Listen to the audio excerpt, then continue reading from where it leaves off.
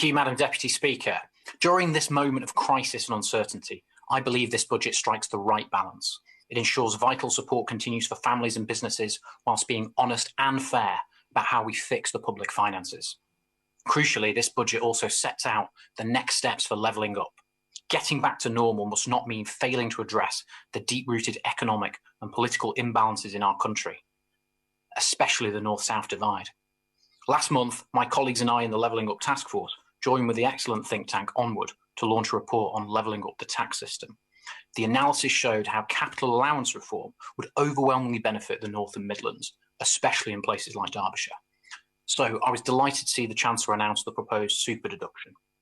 This will help businesses to expand and create new jobs. It's exactly what we need right now, and it's a potential game changer for rebalancing the economy.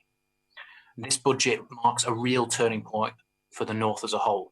For decades, governments of all parties have focused far too much on London and the South East, to the detriment of places like the High Peak.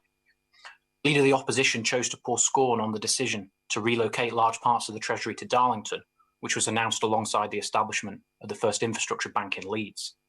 What the Labour leader fails to understand is that these moves represent an important shift in both power and the culture of the civil service. If senior civil servants all live in London and all commute into Whitehall, is it any surprise that the capital has done disproportionately well when it comes to government investment? If senior civil servants were commuting into Manchester from, say, New Mills, I reckon that railway line would have been upgraded decades ago. I appreciate that concept might be difficult to comprehend for a Labour Party that seems to think that new leadership entails moving from one North London borough to another. Madam Deputy Speaker, this budget is a real statement of intent that this government is going to invest in the North. The £4.8 billion levelling up fund is a key part of this, and I was really pleased that the High Peak has been identified as one of the top priority areas for the fund and will receive over £100,000 to help develop a local bid.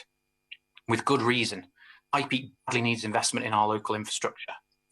On some measures, Gamesley is ranked amongst the top 1% most deprived areas in the country, which is largely down to very poor transport links. Yet Gamesley has been waiting over 50 years for a railway station to properly connect them to both Glossop and Manchester. Politicians of all parties have been promising a bypass to the people of Glossop and Hadfield for well over 50 years as well. And in the second half of 2019, the Hope Valley line had some of the worst train punctuality figures anywhere in the country. The capacity on that line needs to be upgraded desperately. And our digital infrastructure also leaves much to be desired. Given our unique geography in the Peak District, we have some of the worst broadband coverage black spots anywhere. But there are reasons to be optimistic.